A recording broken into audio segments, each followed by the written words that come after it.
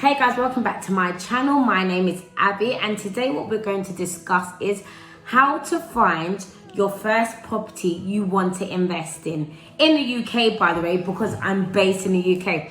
But before we get started, I want you to subscribe to my channel, turn that bell notification on so you get alerted every Wednesday at 7 p.m. when I post. So let's go.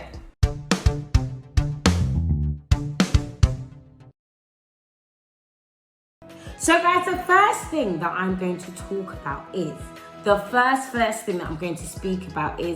so it doesn't matter what country you're in the UK, because I'm going to solely base this on the UK, but if you're from, of course, another country, just take the gems that I'm speaking about and then you can use that for your side or wherever you are in your country. But a marketplace where people find property in the UK are platforms such as Zoopla, On the Market, Rightmove. I believe they're the three main ones. I may be missing out something else, but Zoopla, On the Market, and Rightmove, and there might be more, but they're the three main ones people look at to search property. And to be honest with you, with me, where I actually found my property was Zoopla. I found Zoopla very, very helpful. It was so good, just because with all those platforms you can be very specific. So the budget that you wanna pay for the property, how many bedrooms, is it newly built, is it not, all of these things you have to look at. And so a tip that I'm going to give you is make sure you have a spreadsheet first. And the reason why I say spreadsheet is because when I was actually looking at properties back in the day, when I was even looking at what I want to invest in, I had a big spreadsheet of so many properties, and I had the list of the pros, the cons, the down payment. And in the UK, the down payment, and maybe in other countries too, because I know USA is similar, but in the UK, you have to pay 25% or up, depends on what the lender is willing to give you. So for whatever circumstances you're in, most of the time try and get 25%. That's the lowest that you could put in. Otherwise, some people could make you put in 30, 40%, all of those crazy numbers, which is very expensive. But what I suggest you do, once again, is look at the ones that are 25%, because it's much more easier.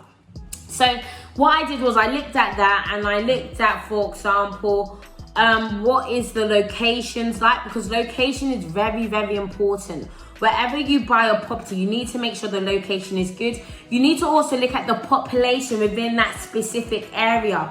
You want to make sure it's not so saturated. So for example, in London, it's very saturated. So they say there's over 1 million of people in London, which is a lot, which is why it's so expensive in London, why it's not really a good investment to invest anything in London, I believe, because it's hard to get the return of investment. You will, but it will take a bit of time. But when you branch out, it's just much more better. You get your return of investment, so the ROI, within a year or two, which is awesome.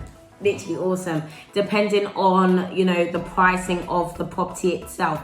So look at the location. The reason why the location is very important, once again, is because you need to know, first of all, how many people are actually in this specific area. There's no point you honestly getting a property that's like 70k 4-bed, and there's only, let's say, 1,000 people in that area. That is, honestly, it's going to be hard for you to even get people in. So you need to make sure it's a popping area. A lot of people want to go there, but it's not as saturated, which is why I branched out to Liverpool. But there's other places, it's not just Liverpool.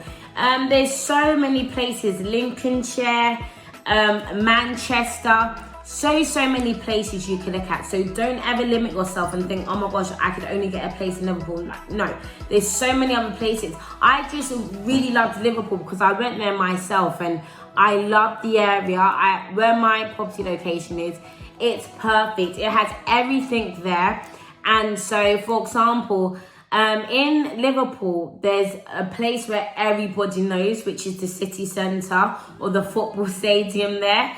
And so I made sure my one was near the city centre. It's nice, it's hot, it's got students, and also it has working professionals. So you really need to look at these things when you're even about to purchase a property, because you do not want to get a property where it does not have a great population there. And at the same time, you don't have a property that is very oversaturated with the population, because that's when they overprice it. And once again, this is why London is very overpriced, because of that whole saturated situation.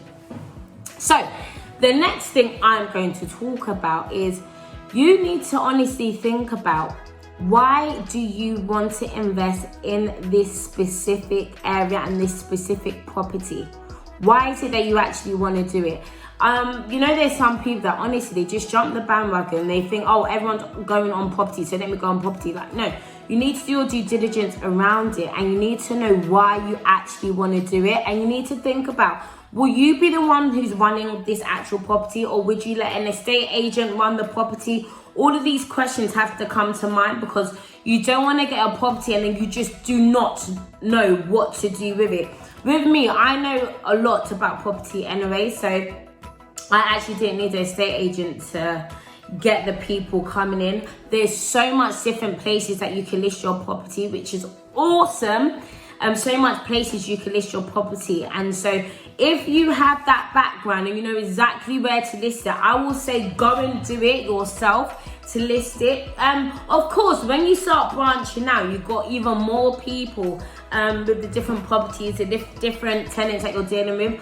Of course, yeah, you could get an agency, but it depends on your own experience. With me, I love being hands-on with my things, and I know exactly what to do. So I didn't really want to go to an estate agent because they were quoting some crazy prices. I'm gonna give you one. Someone actually tried to tell me, in order for them to even get me a tenant, it's gonna be £500 plus VAT. Sorry? £500 plus VAT. Sorry, darling. I already know what I'm doing. And I know God's with me. And honestly, with me personally, because I know exactly what I'm doing, why would I honestly waste my money doing it if I know exactly what I'm doing? This is why I say you should not doubt yourself. Of course, if you don't know what you're doing, that is fine. Of course, go the way where the agency sets it up. Because when you actually get a tenant, you need to make sure you do reference checks. You need to make sure you do all of these different things to make sure they are who they say they are. You need to get that ID. You need to get so many different things. But at the same time, a lot of estate agencies, they make it as if it's some long process. But I'm telling you right now, it's not. They just want to make their money. I don't blame them. But I know what to do, which is why I made sure I did it myself. And finally, the last thing I'm going to tell you guys to do is you need to make sure you're prepared, in the UK by the way, you need to make sure you're prepared for the stamp duty. Stamp duty is very annoying. When I was actually getting my property, lastminute.com, they decided to charge me a high stamp duty, which was a lot of money. And so you need to make sure you do your research behind everything. You need to make sure you have everything clear with your solicitors before they start just jumping up checks on you. Lastminute.com, and you're thinking, where did this come from? Because you need to make sure you have your money in check. Because honestly, lastminute.com, something could be jumping out the woods and then you have to pay something high, or you're thinking, oh my gosh, where am I going to get that money from? But as I know, God's my provider. So I want you guys to make sure you do your due diligence behind all of this. You need to make sure how much is the stamp duty. Stamp duty in the UK is normally 3% of the whole property value. So you need to make sure you do your research around that so you don't stress yourself out once that happens. But guys, I hope you enjoyed today's video. I want you to leave your comment down below. Tell me, did you love it? Did you gain value from it? And tell me what else you want me to speak about. And lastly, I want you to add me on Instagram. It's @Oniru. It's going to be right there. In the next video, what I'm going to discuss is where you should be listing your brand new properties once you actually get it, rather than waste money on estate agencies. So guys, see you later and have a great day.